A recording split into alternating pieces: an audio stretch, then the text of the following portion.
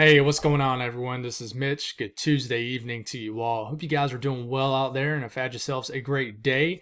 And I appreciate you folks joining me this evening as we talk a little weather and really talk about the weather on what's to come over the next several days. We'll talk a good bit on Thursday, which could be a severe weather event across the southern plains, the south central U.S., Texas, Oklahoma. We'll talk about what we do know on that. We'll get a little bit detailed on the ingredients leading up to that and about how we could have a tornado threat with this event. And we'll talk about which area I personally think is favored, and we'll see what it looks like tomorrow when the day 2 comes out. Technically, we're in day 3 for Thursday as of now, but we'll go past Thursday also. We're not just going to stick on this week. And we'll talk about how we could enter an active period for severe weather coming up over the next week or so. And even says that in the Storm Prediction Center. We'll talk about where it says that.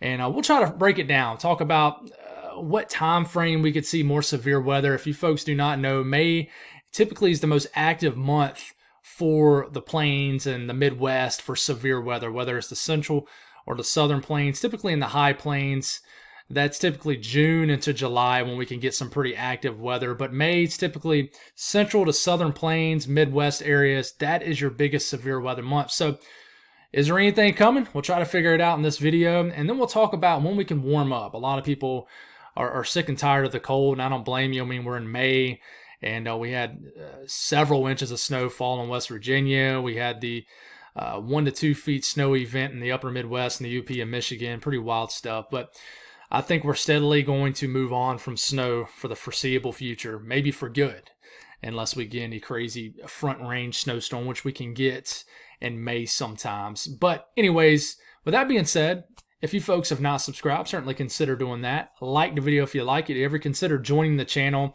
I'm trying to get to 40 members between now and the end of summer. That'll mean the world. I'm right about 29 right now, trying to get to 40 members. So if you ever thought about joining the channel, it's a great way to support what I do monthly, and I really appreciate all the support from all the members that support me unconditionally. And if you guys got anything that I can pray about or pray over, as always, please put it in the comments below. It gives me an opportunity to pray over it, and you guys know it gives others an opportunity to do so too. Let's get rocking. We look at satellites. You got this massive clearing over the middle of the country, extending all the way into the northern plains, all the way into portions of the southeast. This is the upper level low that is trapped. It continues to spin, and you got basically impulses of energy that continues to kind of round, basically lobes of energy that continues to ride around this low pressure. This is bringing just episodes of gusty winds and showers, and some of these showers have hail in them, like in the Northeast. It's another day of kind of just heavy rain showers with some small hail in them. The snow event is beginning to wrap up, but it continues to snow in some of these higher elevations of West Virginia. When I say higher elevations, I'm meaning like over 4,000 feet up. Then you got this kind of upper trough, this mid-upper level low that will kind of become detached to a degree, but you see this spin. This will kind of begin to slowly and continue move into the southwest. Eventually, this will eject across this portion of the country right into here. And this little impulse of energy, or impulses of energy, very small, but enough to provide what you see right here, which are these bubbling cumulus clouds, which tells us there's storms ongoing in New Mexico and western Texas. It's enough to provide enough oomph in the atmosphere for thunderstorm development. And this is typically what happens when you have this troughing. You'll have just pieces of energy that round it, and we'll watch for a bigger piece of energy and basically a full-on ejection of this kind of upper level low shortwave, if you will. So that'll happen Thursday, and I think we could have a bigger explosion of thunderstorms, hence why we have a severe weather threat for our Thursday. So that's kind of what's going on. One spin here, and they're kind of trapped with blocking to the north. So let's go on and move forward. First off, let's talk about tomorrow very, very briefly. You have a marginal risk for tomorrow for severe weather.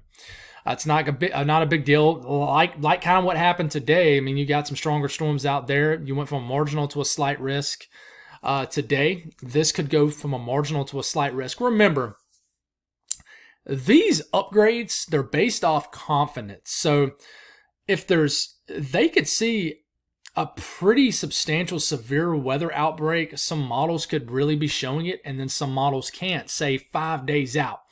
But if there's not a really big agreement on models, say 5 days out, then they're not going to put like a day 4 enhanced risk up because there's not agreement.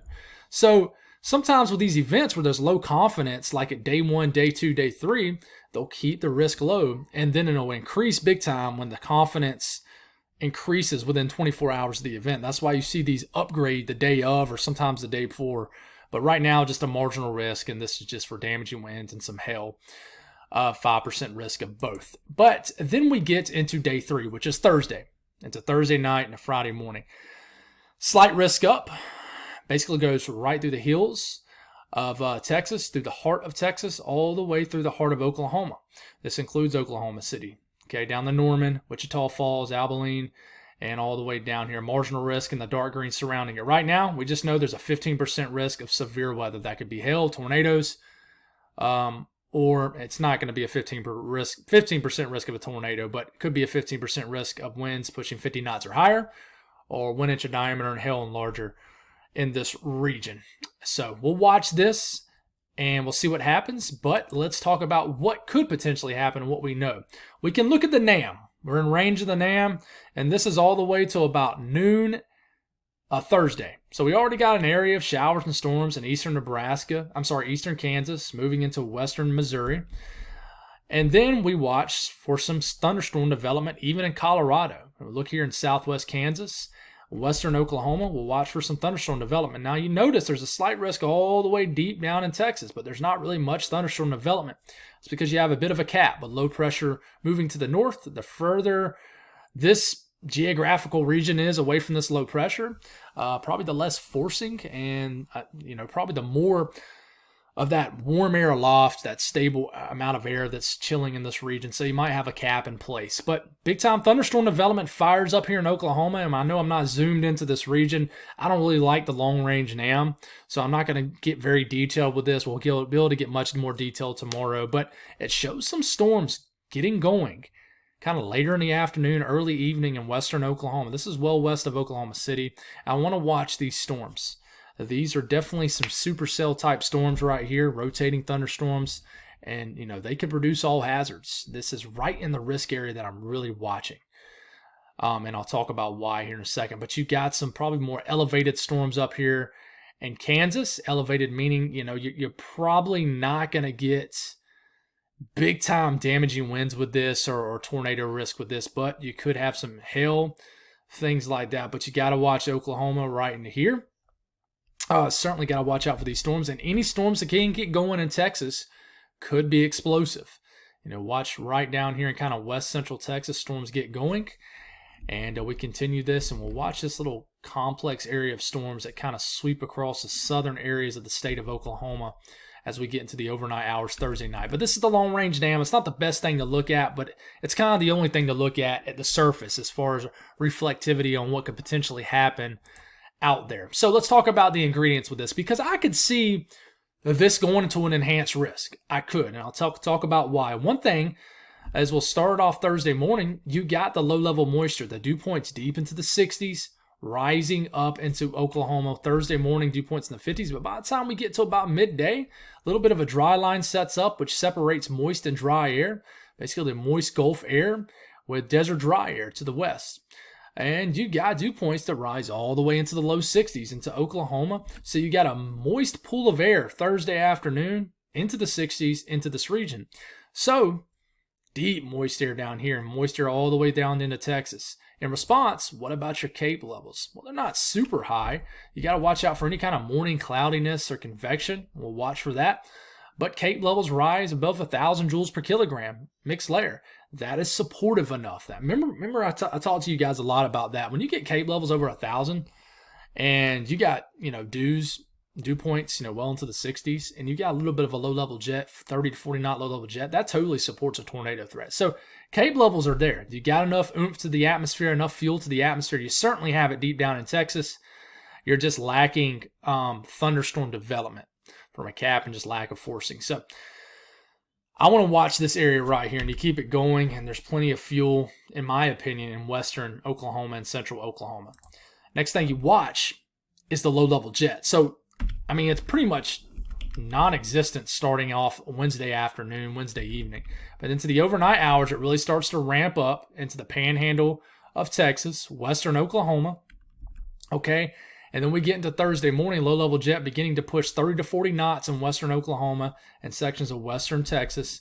And then right when these storms get going in this region, you got little pockets of 30, 40 knot low-level jets in these regions right here. So it increases and sustains itself right in this area with the response of these storms. Sometimes these storms can kind of create their own low-level winds aloft. But this is enough, mixed in with that thunderstorm development that it showed. This is enough. And then the low-level jet re-increases Thursday evening. And then this is when I really want to watch for a tornado threat into this region right into here, as a low-level jet really increases late into the evening, into the overnight hours for Thursday. Okay, just where's your best overlapping dynamics between kinematics, which is your favorable wind profile aloft, and the thermodynamics, which is your high dew point, your cape levels, your surface temperatures, lapse rates, things like that. So you get a little bit closer look at the slight risk. Where do you think the biggest tornado threat will be? Well, and I'm gonna love to see what it shows for tomorrow. 5% risk. What is it gonna be? Well, I would watch this area right into here for the highest tornado threat, I would say. And I'm not trying to flex on the storm prediction center. I'm highly interested to see how this compares to this. Could be totally wrong. Maybe this extends a little further south, but I would say this might be where your biggest tornado threat will be for Thursday. But we'll certainly watch this, and I'll be interested to see if they put a 2% risk or 5% risk up. Definitely don't see a 10% risk right now. So we'll certainly watch for this. But moving forward here, going past that day, what's next after Thursday? You just have basically day 4 through 8 saying predictability too low. So that says basically the confidence is low. They just are not sure. There's disagreement with the models. So as of right now, you don't have any like day 4 and forward slight risk, 15% risk, which is the legend you see right here. But I want to go down here and read this, and just type in Storm Prediction Center on Google, and you guys have access to all of this. But I'm going to warn you, they get super nerdy in these discussions, which I say it's nerdy, but it's very hard. Sometimes it's hard for me to understand reading them, but they use some big time weather terminology, and I've learned a lot from them, but sometimes I have to read them multiple times to really understand what the heck's going on. But luckily I've gotten better doing that. Just like I said, never stop learning is always a big phrase with me. But one thing I read here right off the dot: low predictability regarding the severe thunderstorm threat on any particular day, day 4 going forward, but an increasingly active period appears possible during the extended range, which is day 4 through day 8. So basically it goes on to say there could be episodes of strong to severe thunderstorms possible with just impulses of energy with the upper troughing that is going to, or the troughing that's going to set up out west. So if the storm track is going basically like this, any kind of piece of energy that sparks off with moisture building in this region, could spark off a severe weather event. So we'll certainly watch out for that, and I'll talk more on that here in a second. But moving forward here, one thing that you watch for is obviously any kind of low pressure and where it tracks over the country. So you start off Thursday morning. This is that same low pressure that could spark some Thursday severe weather. But you get into Friday, you don't really see much, but here's some thunderstorm development showing up in South Texas. You got rain over the mid-South, and you keep this going. We get all the way into Saturday. Here comes the low pressure popping off right over the Central Plains, okay? So this will bring probably some rain to the north, but this begins to kind of move, and you can't see it because it's weak. Normally the weaker low pressures, it'll lose the L on here. So just because you don't see an L on here does not mean there's not a weak little surface low out here. But you keep moving, could still be that little weak low pressure right in here. Look at the thunderstorm development down here in the south. This is a weird little shape right here. But anyways, don't focus on that. Another low pressure popping off the Rockies. Watch out Saturday. You could have some thunderstorms in the south central U.S., Texas, Oklahoma, Arkansas, areas of the western deep south. You got to watch out, okay? But, predictability is too low. Saturday would be day 5. So I wouldn't be surprised if for Saturday they pop a a 15% risk, which would be day 4 tomorrow. Wouldn't be, no, I'm sorry, guys. Day 4, day 3. Yeah. So pretty much the first thing I just said. I'm trying to trip myself up. So it would be day 4 would be for Saturday. So we'll certainly watch this, guys. And then you keep this going. You're getting into Sunday. Look at the low pressure here. It's not going to be exactly where it is, but we'll watch. And this, got 1,000 millibar low pressure Sunday afternoon right over the middle of the country.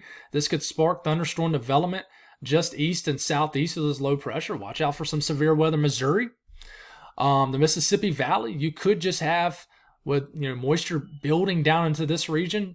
You could certainly have some thunderstorm development down here, but you could have more of a severe weather threat right in here with this low pressure nearby, bringing a lot of dynamics into this region. So you certainly need to watch out for all that. And, you keep it going. Oh, this is tedious right here. All right, here we go. You keep it going up here. And low pressure continues to get into next week.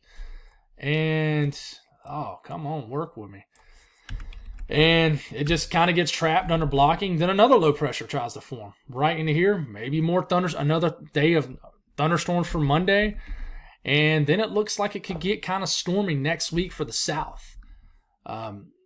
Low pressure flying over somewhere over the Ohio Valley, right over the northeast. Thunderstorms to the south. So here comes a thunderstorm that rides the Alps, the Appalachian Mountains. This could bring severe weather to the southeast here in a week or so. So what I'm saying is I think after we get into later this week, into the weekend, I think we do enter an active period. Confidence is just very low on what exact region is going to be impacted. But one thing we do know is with each impulse of energy, it brings low-level moisture from the south north. So obviously that is to me, that's one of the first ingredients I look for when it comes to severe weather threat is moisture return, which is what you see right here. Moisture riding out the south, dew points in the 60s and 70s, coming north. This is getting into Friday. Look at this very moist air in southeast Texas, Louisiana. I mean, even into Arkansas. And you keep this going, you're getting into the weekend. Moist air really begins to build in. You really start to lose the dry, stable air. You're getting into Sunday. Look at the dew points getting into the 60s all the way up into Minnesota, Wisconsin. And, you get all the way into Monday. At this point, you have a huge area of moist air all the way into the Midwest and the Ohio Valley. And, you get into next week, pool of moist air. You can tell we're starting to flirt with summer down here in the south. And then you keep going. You might have a cold front that might beat down the moist air sometime in about a week. But we'll have to watch for that. That's about 10 days out. Might stabilize the atmosphere, and then it might gear right back up.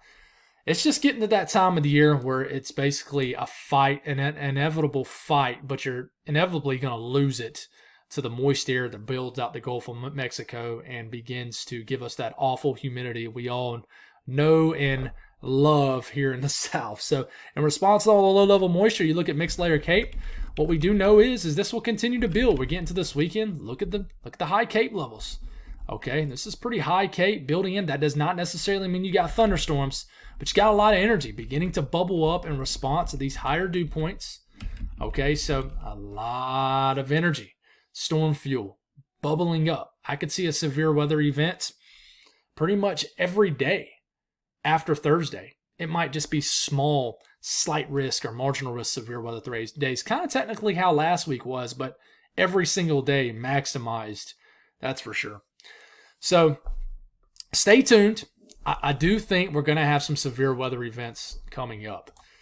Just I don't foresee any kind of outbreaks or anything like that. What I can tell you for your warm weather fans, here in the next several days, your pools will begin to get to warm back up again. The May 8th through the 12th time frame, above average temperatures are dominating the central and eastern U.S. And you can see it from the European ensemble.